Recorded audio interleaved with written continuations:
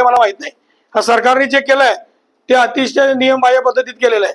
पण सरकारच्या एकाच एजन्सीने म्हणजे विभागीय आयुक्ताने त्याच्यावर ठपका ठेवला, अनेक अधिकाऱ्यांवर ठपका ठेवला आणि दंड दाखल केला आणि त्यांचं म्हणणं मांडलं नाही एवढं म्हणून ते संस्थगित केलं गेलं. मग त्याचं म्हणणं तुम्ही जर त्याची पूर्ण जर हेअरिंग बघितली त्यांचं म्हणणं मांडलेलं आहे दिसतंय त्याच्यामध्ये. माझ्याकडे त्याच्यावर तसे ठळक निरीक्षण आहे. मी महाराष्ट्र हायकोर्टामध्ये ते दाखल केलेले आहे. ते चाललंय हायकोर्टात ते चाललेलं आहे.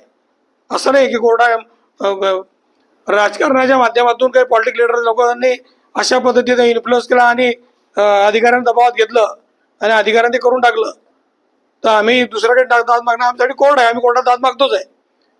पण खऱ्या अर्थाने ही गोष्ट तेवढीच खरी आहे की इथल्या आता मी त्या ज्या बोजे उतरवले होते त्या बोजे उतरवल्या एसडीएमने बोजे उतरवून टाकले. बोजे उतरवण्याचा कोणता आधी नसताना भुसावळ एसडीएमने बोजे उतरवल्यानंतर मी त्या बोजे उतरवण्याच्या विरोधामध्ये आता 1.5-2 महिने झाले आहे अप्पर कलेक्टर पिनाटेंकडे तशा पद्धतीची ते बोजे उतरवण्याच्या अगेन्स्टमध्ये मी पिटिशन दाखल केली आहे जी त्यांच्याकडे अपील आहे.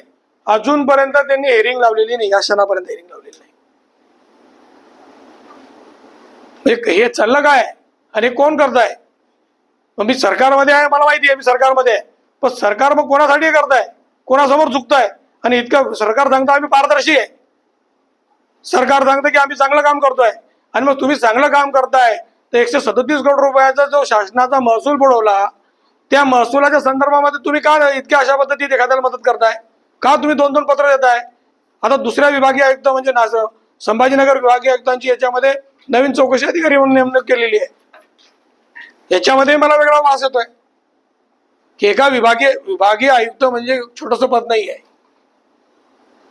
त्यांनी चौकशी केली, त्यांनी सखोल चौकशी केली, अनेकांचे जबाब नोंदवल्यानंतर हा एका 1.5 वर्षानंतर हा रिपोर्ट आला. रिपोर्ट आल्यावर परत तुम्ही त्याला दुसऱ्याने हे केला पाहिजे असं म्हणताय.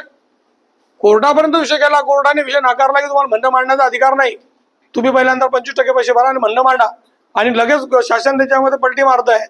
फक्त निवडणुकांसाठी चालला असेल तर मग लोकांसमोर हे सगळे विषय आले पाहिजे आणि ज्यांनी कोणी केलं त्याचे काही डॉक्युमेंट माझ्याकडे आहे, ते पण डॉक्युमेंट योग्य वेळी सादर करेल. पण तुम्ही तक्रारी करतात, सरकार दरबारी तुमचं म्हणणं ऐकून घेतलं जात नाही, कुठेतरी निवडणुकीच्या पार्श्वभूमीवर तुम्हाला महायुतीमध्ये एकांकी मानलं जाते का?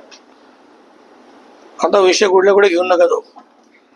मी कधीच एकांकी पडणार नाही, कारण मी स्वतंत्र निवडून आलेला मतदारसंघात कामं झाले पाहिजे म्हणून मी सरकारमध्ये गेलो. माझे नितांत श्रद्धा नामदार एकनाथ शिंदे महाराष्ट्र राज्याचे मुख्यमंत्री त्यांच्यावर आहे आणि ते कामही करता. पण मग हे कोणाच्या दबावात चालू आहे याच्या खोलात मी गेलेलो आहे, मला ते विषय सापडलेला आहे आणि मी काही कोणत्या सरकार बिरकारला घाबरणारा माणूस नाही आहे.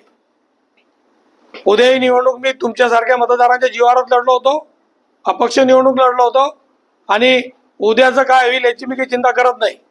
पण खऱ्या अर्थाने एखाद्या व्यक्तीने इतक्या मोठ्या प्रमाणात भ्रष्टाचार करायचा म्हणजे गौण गणित काढायचं आणि त्याला पाठीशी सरकारने घालायचं, हा काही मुद्दा मला पडत नाही. मला न्यायालयाचे सगळे दालन उघडे, मी न्यायालयाच्या शेवटपर्यंत मी जाईल, न्याय मागण्याचा प्रयत्न करेल आणि सरकारमधून मला जर एकाकी पाडलं होत असेल, प्रयत्न होत असेल तर ते सरकारच्या विरोधात लढायची माझी तयारी आहे.